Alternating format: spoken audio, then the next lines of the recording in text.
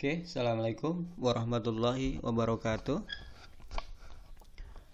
Saya akan mencoba menceritakan tentang seorang laki-laki sejati pada masa Khalifah Umar bin Khattab.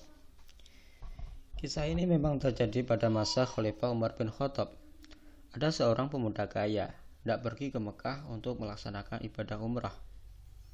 Dia mempersiapkan segala pembekalannya, termasuk unta yang akan digunakan sebagai kendaraannya. Setelah semua dirasanya siap, dia pun memulai perjalanannya. Di tengah perjalanan, dia menemukan sebuah tempat yang ditumbuhi rumput hijau nan segar. Dia berhenti di tempat itu untuk beristirahat sejenak. Pemuda itu duduk di bawah pohon. Akhirnya dia telah tidur terlelap dengan nyenyaknya. Saat dia tidur, tali untanya lepas sehingga unta itu pergi ke sana kemari. Akhirnya unta itu masuk ke kebun yang ada di dekat situ. Unta itu memakan tanaman-tanaman dan buah-buahan di dalam kebun. Dia juga merusak segala yang dilewatinya.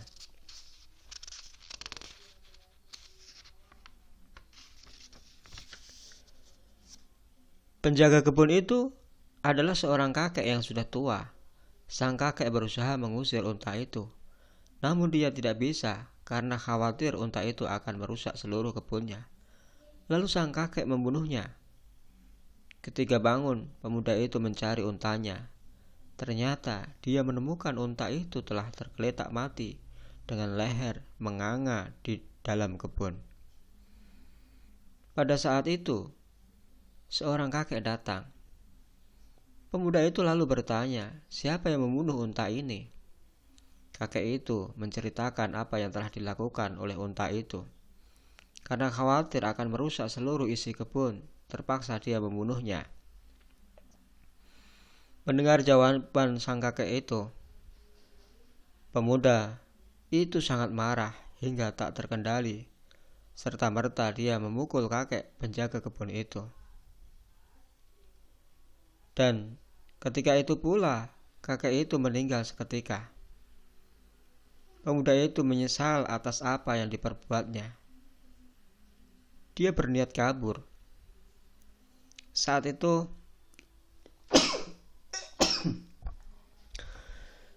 itu datanglah dua orang anak sang kakek tadi. Mengetahui ayahnya telah tergeletak tidak bernyawa, dan di sebelahnya berdiri pemuda itu.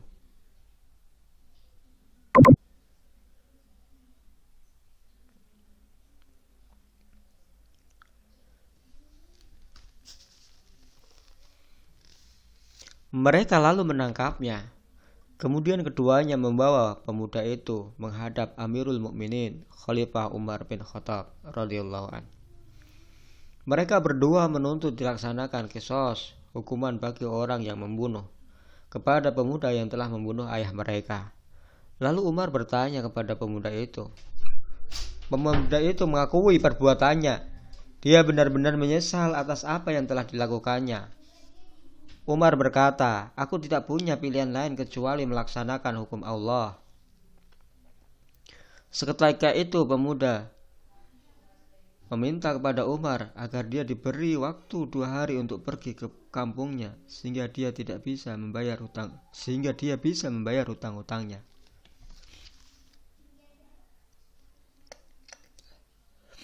Umar bin Khattab berkata, hadirkan padaku orang yang menjamin bahwa kau akan kembali lagi ke sini.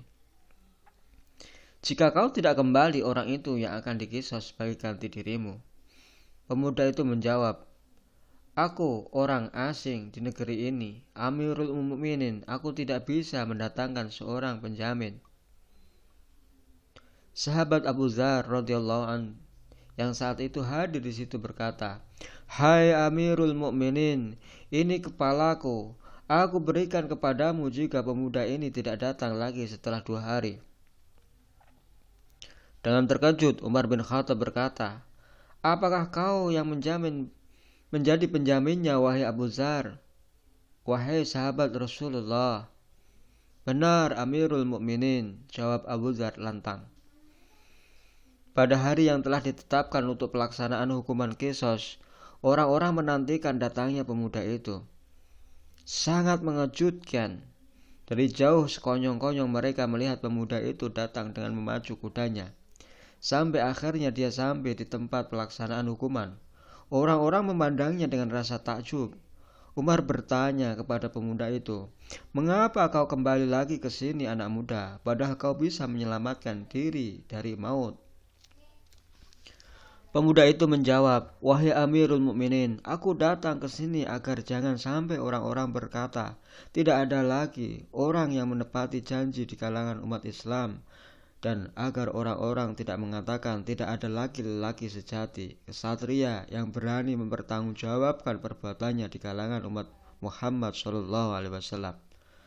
Lalu Umar melangkah ke arah Abu Dzar Al-Ghifari dan berkata,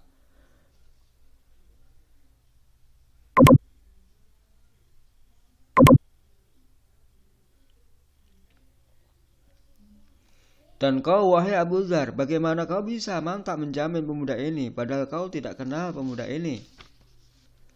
Abu Dzar menjawab, "Aku lakukan itu agar orang-orang tidak mengatakan bahwa tidak ada lagi lelaki jantan yang bersedia berkorban untuk saudaranya seiman dalam umat Muhammad SAW."